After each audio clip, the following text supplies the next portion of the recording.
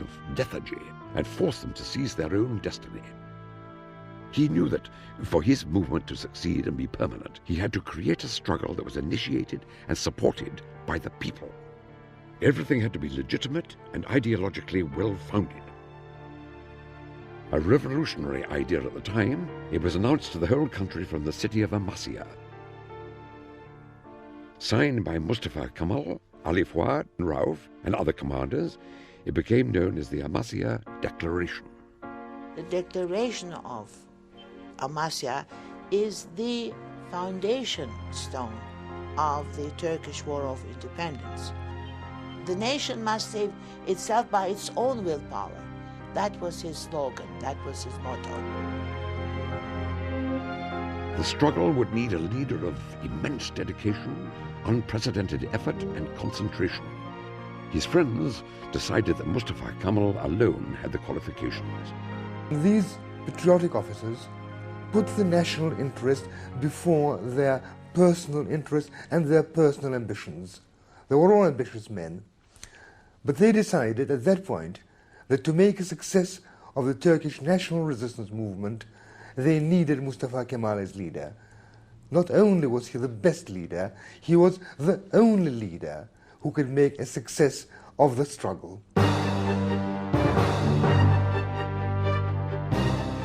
The Amasya Declaration also announced the forthcoming congresses at Sivas and Erzurum.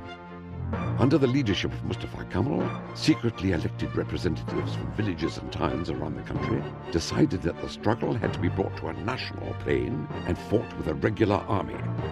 All suggestions of foreign intervention were refused. With an opposition forming against him in Sivas, the congresses were strenuous for Mustafa Kemal.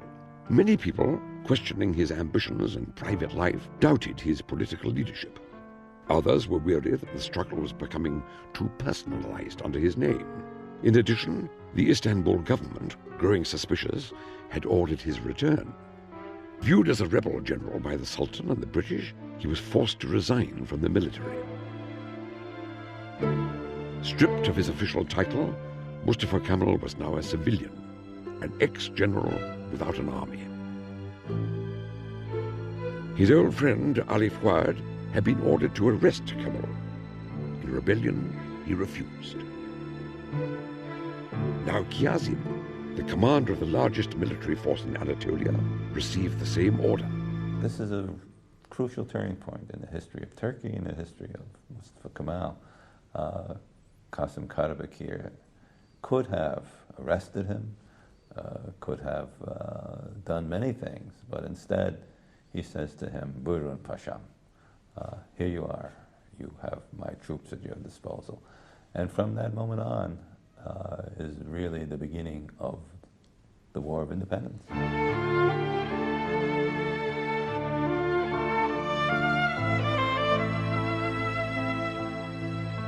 Gaining Kazım's support, Mustafa Kemal decided to set the seat of the provincial government and open a parliament in Ankara.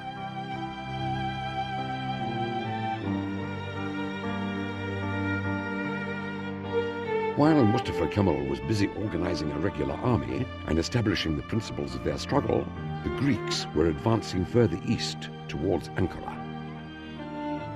As Mustafa Kemal withdrew the national forces, which means the local guerrilla forces, back to Ankara in order to organize them into a regular organized army, there were many people in the Grand National Assembly who criticized Mustafa Kemal on the grounds that he was being defeated, that the Turks were losing their nation, and that instead of withdrawing forces, he should stand and fight. Things looked very bleak for Mustafa Kemal. The Sultan sent an army of sorts to fight the nationalists. There were rebellions and mutinies all over Anatolia in response to the Sultan's call to kill Mustafa Kemal. Mustafa Kemal drew strength from hopelessness and despair. His determination, self-confidence, and will for freedom since childhood enabled him to work restlessly and with great vigor. Spending endless hours at the parliament, he explained the situation and his goals to the deputies. "Freedom and independence are my character. I put it as the main condition that my country should have the same characteristics. In order for me to live, I should be the child of a free nation. Thus, the national sovereignty is a matter of life for me. He went on, together with his comrades, to organize an army that would stop the Greek advance. Two incidents, one personal, the other political, were to affect the course of his life.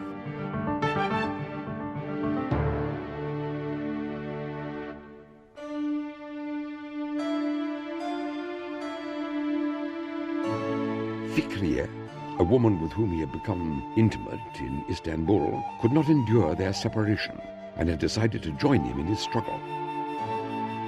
She was a very traditional Muslim girl who falls in love with her hero, comes to Ankara and functions as his wife and woman and makes a home for him.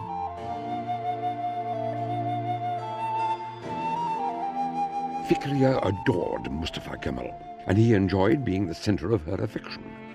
People in Ankara had begun to notice this beautiful woman who occasionally rode a horse and accompanied Mustafa Kemal. Although not married, they seemed like the perfect couple, or so thought Fikriye. Time would tell what Mustafa Kemal thought.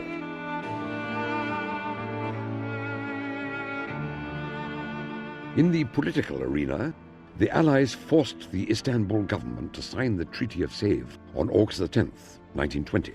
The result was a treaty which, if carried out, would have given the Turks independence in a small part of central Anatolia, would have left the rest of Anatolia, containing primarily Turks, either under control of the Allied powers or under the control of an Armenian and a Greek and Kurdish states.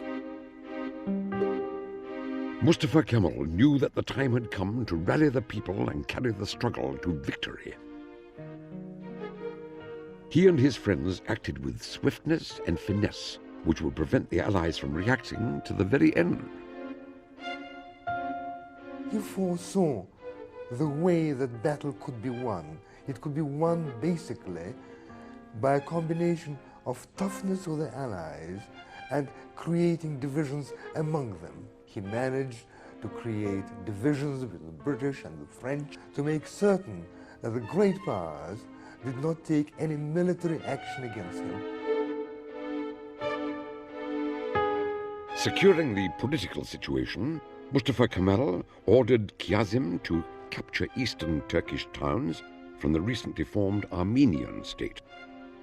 And by defeating the Armenians, Mustafa Kemal re-established Turkey's traditional eastern borders. With the east secured, he could now turn west to the rapidly advancing Greeks, who, along with Lloyd George, still did not consider him and the nationalists a serious threat. Lloyd George himself, a few British politicians around him, felt that Mustafa Kemal was a wretch, a bandit, a rebel of the worst sort. Mustafa Kemal was once again under attack in the parliament.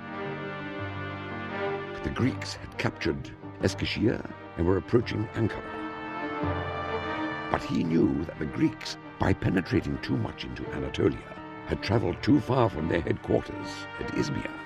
He said very clearly, the moment we stop the Greeks anywhere in Anatolia, they're lost. Because once they're stuck, they didn't have the staying power to continue the war forever, particularly if Allied support for them was chipped away gradually, which Mustafa Kemal proceeded to do with great skill.